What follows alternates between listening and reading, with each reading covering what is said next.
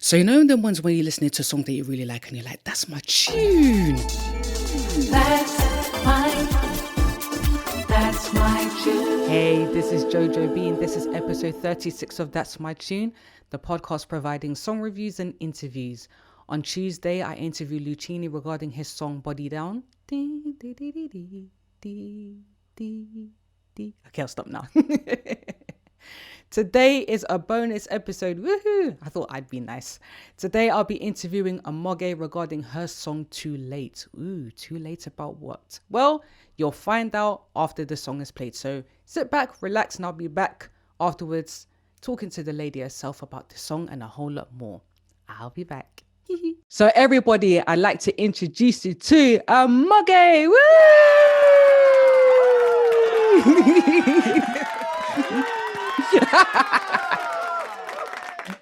How you doing?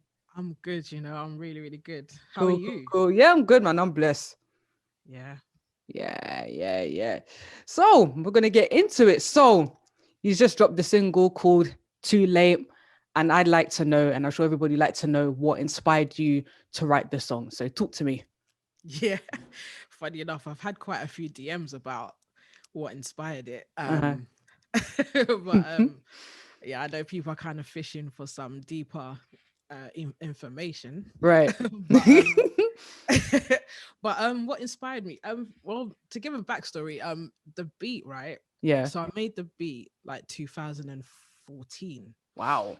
And I think during lockdown, actually, the first lockdown, I was just going through like the archives, and as producers, like, you make stuff, then you're like, I'll come back to it later. Yeah. So I've got a lot of that. So yeah, I was just kind of going through like the archives, and then I heard the beat, and then I started freestyling. right. So I was just like, raw. Because I remember when I made it, and I remember I was thinking, this is so basic. Yeah. But I don't know what kind of gave me the vibe. And when I started freestyling, which is now the song, there was a lot of things going on. I had a lot of just a lot of relationship breakdowns, and was going through a transition of just knowing like who is there for me, who isn't there for me, where do I stand with people, where I don't stand. And they're not like relationships that break up in fights. They just fizzle out. But then it was just a weird thing of when things start happening, or when people are around you. I had a lot of people around me, but when things weren't happening, it was just like, okay, nothing's happening. But when things look like they're going well, then everyone just all of a sudden comes back. And you're like, what? Like, what's that? Do you know what I mean? Because I couldn't help but start thinking, why is that a thing? Right. Am I only somebody when good things are happening? Do you know what I mean? So yeah, that's what inspired the song, really. That's what inspired the song, as well as like a long-term relationship that I had that had ended. Right. And so everything around it had just inspired me to write about it. You made an interesting point about how some relationships that don't break down due to fights, it's sometimes just life happens and it's like, okay, drift apart or fizzle, like sort of thing. And I don't think people talk about this enough, like especially when it comes to friendships. Do you know what I mean? Where like so many people are quick to talk about romantic love and how to deal with romantic breakup, but when it comes to friendships as well, it's like no one really knows how to navigate a breakup in inverted commas, because it's like no one really regards that as anything. So do you think friendships is also part of what inspired you to write this as well? Oh, most definitely. Like friendship is a huge thing to me, like the difference between friendships and an intimate relationship is the intimacy, right? Yes. And the type of intimacy, right? Right. So, because I have intimate friendships, and that's just from being able to maybe sit down and converse deeply. Yeah. But then also be stupid. Do you know what I mean? Yeah. Anyone that knows me is I can do banter 24/7. Yeah. Do you know what I mean? And just constant dry humor. But it's like but then I can also have conversations with a lot of depth. Do you know what I mean? And so I think a lot, and I have conversations that most of my friends that I sit with like that, they always say, "Raw, like I didn't think of things like that." But it's just because of the fact that I think so much. Do you know what I mean? Yeah.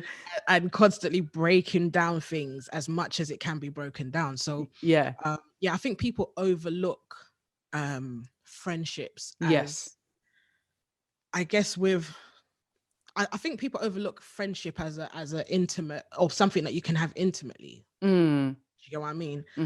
And something that you can grow in. You know what I mean? With the depths. Do you know what I mean? Yeah. Maybe people look at it on a surface level. Yeah, I definitely agree with you. I do. So I see with Too Late, you collaborated with another artist called Glow Easy. So what made you think, okay, I'm gonna bring them aboard on this song? You know what? When I first did it, I could hear her on the track. So I was just like, I'm just gonna give it to her. Do you know what I mean? And for a very long time, I've been writing a lot of songs and producing songs and constantly looking for artists to work on it. Okay. So Glow Easy is also my children's godmother as well. So we've known each other for a long time, and just listening to her style of like how she performs. You know, we've worked on a lot of things. Well, a few things, but yeah, mostly films. And I heard her on it basically. And but then the more I kept on listening to the song, I was like, this song is really personal. So I've got to be on it. I might as well keep it as it is. And, you know, speaking to her husband, he was just like, just do it yourself. Yeah. You know what I mean? Yeah. And but then a part of me was like, I still hear her on the track though. Right. Like, and you know, I know that everyone can relate to the track. Do you know what I mean? In some kind of way, especially when it's broken down. So yeah. Whilst I kind of went back and forth with like whether to put her on or not, at the end of it, I was just like, no, I'm gonna drop it as a feature. Right. Do you know what I mean? So, okay. And yeah, we just had fun. We had fun working on it, and you know, the I guess the difficult side of, like, you know, we're both mothers, we've got families, working around children. Believe it or not, that was recorded with kids running around.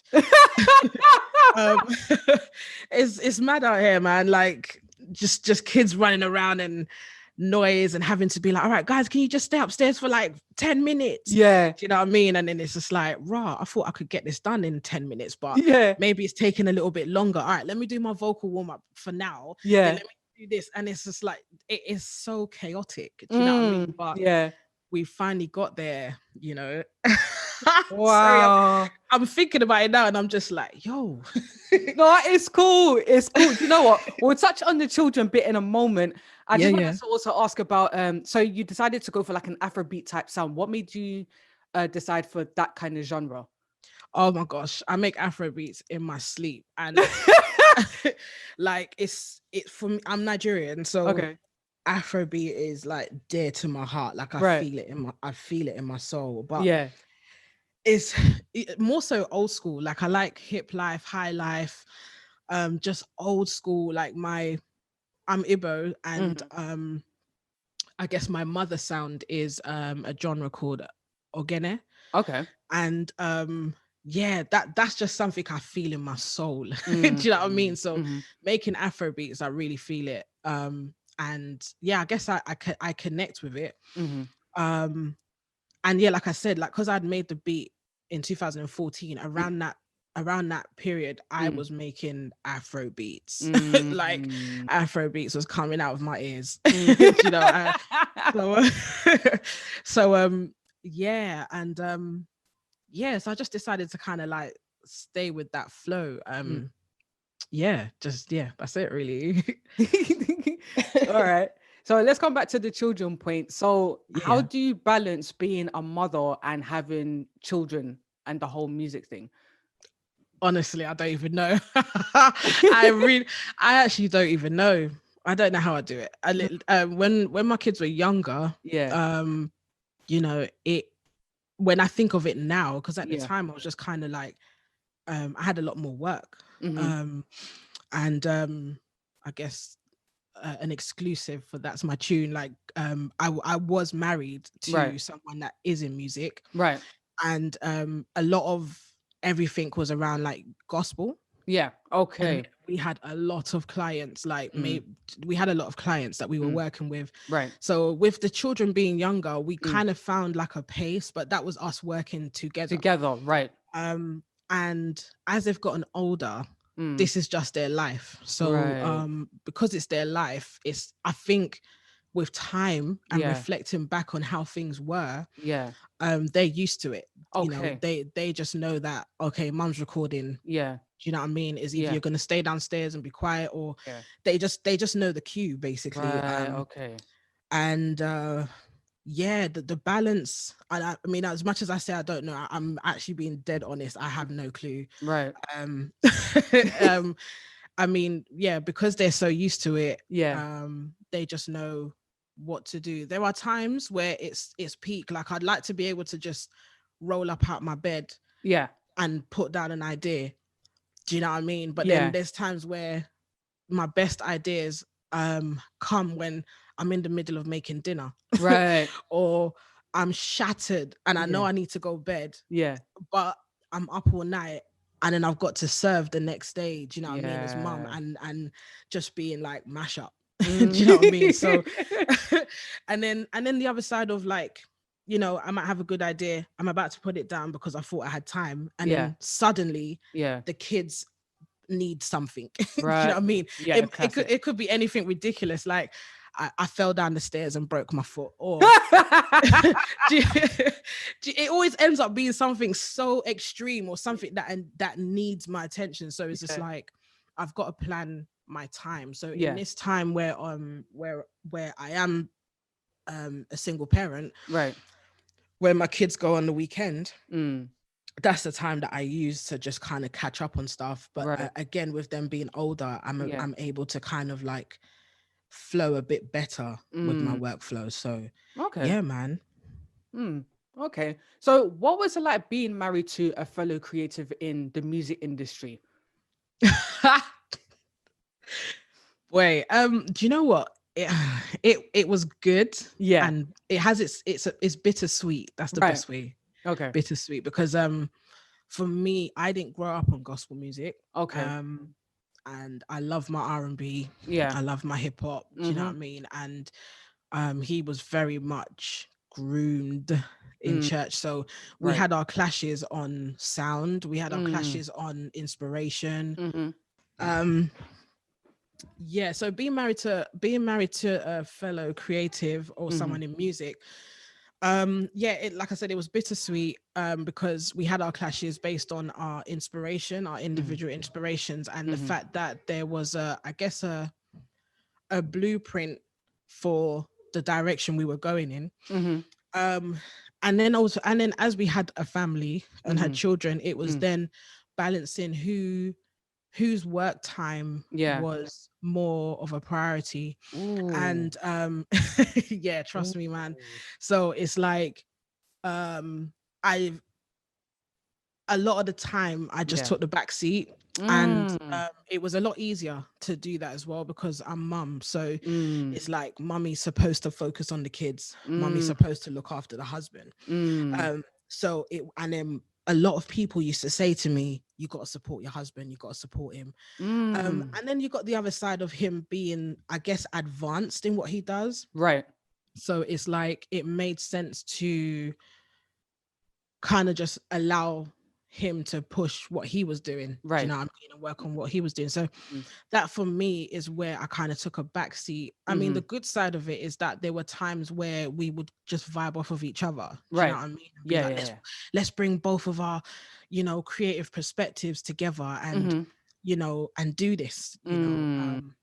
So there was that side of things. There was the side of where I used to play drums for him. And yeah, like I did enjoy it. But like I said, the bittersweet side is, I guess, familiarity and not being able to separate I guess the closeness, because what used to happen was I used to get singled out, right? And there was high expectations for me to deliver more than everybody else, because I know him. Do you know what I mean? So, yeah. You know, I should be able to, but yeah, like I said, it was fun working together at times. It was good. I loved the challenges as well, especially when we were able to overcome them. The only thing I didn't like was the imbalance, to both be able to freely create. Yeah, with that experience, is there anything you would have done differently, like looking back, or is there anything that you'll implement moving forward if you were to go into another relationship? Like, how would you change things? I don't know if there's anything I would do if I looking back, because I think looking back, the planning was there, everything was there, structures were there. I think it's just ensuring that I knew exactly what I wanted to do and made sure I'd done it. But whilst that's easy to think about now, it wasn't easy to execute at the time. Right. Because when there are two people and you're trying to work together, you've both got to be on the same page. Yes. Otherwise, someone's going to be a burden to the other. So look at going forward. It's easier now because I'm not obligated to serve anybody right now. So I can just focus on what I need to do, and I can work with people how and when I want. Right. And more so in this time, because I'm doing a lot of collaborations. Yeah. I'm older now as well. Yeah. So you know, we were together from mad young. So being older, I guess things are approached with a lot more maturity. Times have changed. Yeah. Everything's changed. The industry's changed. The way we work has changed. So yeah. I even know that if we was to work together now, it would be a whole lot different. Do you know what I mean? So a lot of it was based on the obligation of marriage. Right. Okay. Rather than looking at it as two individuals who are both creative, that can both bring great things to the table to make something greater. You know what I mean? So yeah, man. Hope that makes sense. Yeah, it definitely makes sense. You mentioned that you played the drums. Are there any other instruments that you could play apart from that? And what gravitated you towards the drums? Well, let me just stick to the drums because no problem. I can play bass, but it's not that great. I would never do a gig. Do you know what I mean? And I can play keys a little bit. Yeah. But yeah, mostly drums. What gravitated me towards drums? Funny enough, when I was younger, I can't remember how old I might have been, about 7, 8. But you know, you go to school and you have after school clubs. So because my mum used to work a lot, both my mum and dad. So they put me in a lot of after school activities and extracurricular activities. So one of them was drum lessons, and I hated it. Oh wow. I absolutely hated it. But then I was a shy kid as well, so I didn't like interacting with people. Right. And I struggled with interacting with people and being in large groups. So I hated drums. I didn't understand why I was there, you know. But then the course happened, and at the end of it, I did really well, and then I loved drums. Wow. Like I remember it like it was yesterday. Wow. Do you know what I mean? I absolutely loved drums after that. Yeah. And I started banging everything. You must have driven your parents mad. Oh my God, listen, at the dining table, you knew where I sat at the dining table, because where I sat at the dining table, it literally, the knives and forks that I was banging had eaten up that part of the table. So that part of the table was like carved. How can you imagine carved? It was carved because I just used to sit there like tapping away. I used to do the pots and pans. I used to like bang the walls. Oh Lord. So many different things. Like I used to hit everything. Like, do you know what I mean? And that's where my love for drums grew. And with time, being exposed to playing in church. Yeah. And just playing in general. That's me. That's my history with drums. Wow. Are your children picking this up from you as well? But seeing both as you and your ex-husband are musicians, like, are your children picking up the same thing as well? Yeah. So my eldest, Isaiah, he's 12. He does production. Okay. He's also training vocally, because he wants to enhance that skill to sing. Amazing. My daughter, just she loves guitar, bass guitar, acoustic. And she's gonna start lessons with that. And then my youngest, Gabriel, he loves drums. He loves drums. So that's him. Like, I got him a drum kit when he was 5. And an electric one so that it can be plugged in. Because as much as I'm a drummer boy, I don't know how I could survive with a live kit in the house and just banging away, So they're all into music. Same way, really. I guess just because they've from birth they've been around it. Yeah, for real. Oh, that is so cute. Oh, all these cute little musicians. Like, you must be so proud.